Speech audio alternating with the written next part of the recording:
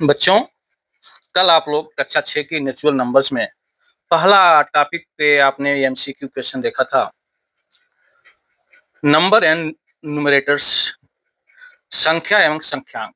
आज हम देखेंगे अस्थानी मान एवं अंकी मान, place value and face value. इसको आप लोगों को बताया जा चुका है। आज हम लोग इससे संबंधित कॉम्पिटिटिव एग्जाम्स में कैसे कैसे क्वेश्चंस पूछे जाते हैं, इस पे हम लोग चर्चा करेंगे और मल्टीपल क्वेश्चन को देखेंगे। अगर आप इन क्वेश्चनों को देख लेंगे तो जितने भी कॉम्पिटिटिव होते हैं और स्थानीय मान से संबंधित जितने भी क्वेश्चन पूछे जाते हैं, ये सारे क्वेश्चन आप लोग आसानी से कर ले जाएंगे। अब हम इस पे बात करते हैं। हमारा क्वेश्चन जो है, संख्या 5, 4 एट 7 में 4 का स्थानीय मान ज्ञात करना है। किसका ज्ञात करना है? 4 का। आप यहाँ पे देखिए, कल मैं आपको बताया था जिसका ज्ञात करना है उसको लिख लीजिए 4। अब इसके आगे देखिए कितने अंक हैं? 2 अंक हैं तो 2 जीरो लगा दीजिए। तो 4 का स्थानीय मान कितना हो गया? 400। कौन सा सही हो गया? Option number 3। इसी तरह से अगर 7 का पूछता तो 7, 8 का पूछता तो 80, 5 का पूछता तो 5 के बाद 3 जीरो हो जाता। अब अगले क्वेश्चन में देखेंगे, 9321 में 3 का स्थानीय मान पूछ रहा है। किसका पूछ रहा है? 3 का। तो 3 हो गया। इसके बाद क्या अंक है? 2 अंक है तो कितना जीरो? 2 जीरो, अर्थात 300। कौन सा ऑप्शन सही है बताइए? दूसरा ऑप्शन सही हो गया। अगला देखेंगे आप, संख्या 7885 में 8 का स्थानीय मान।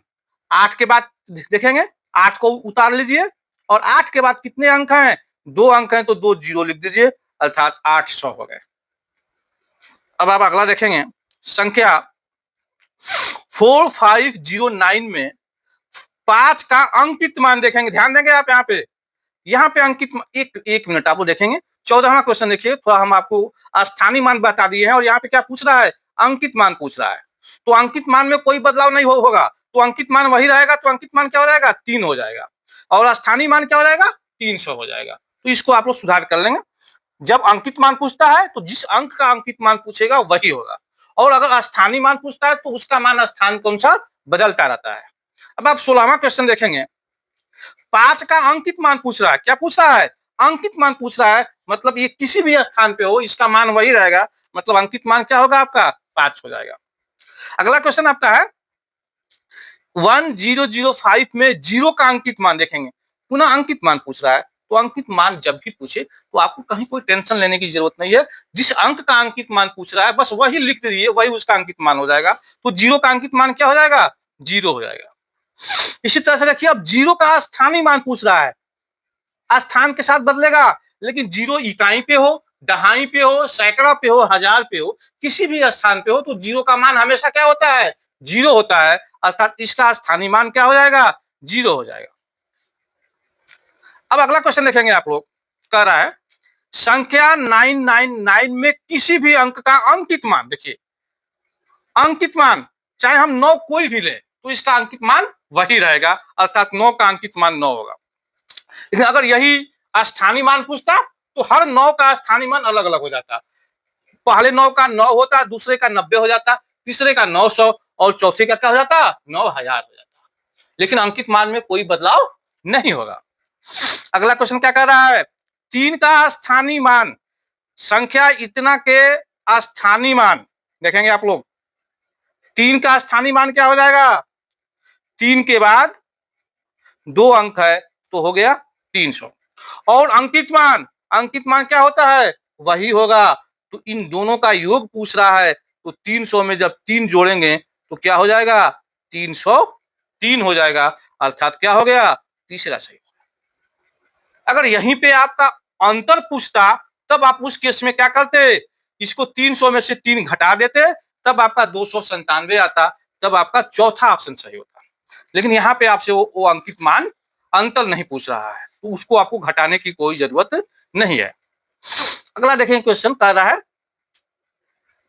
8143 में 4 के स्थानीय मान। किसका मान पूछ रहा है? स्थानीय मान। देखें 4 कहाँ है? 4 के बाद 1 अंक है तो स्थानीय मान क्या हो जाएगा? 40 हो जाएगा। और अंकित मान क्या हो जाएगा?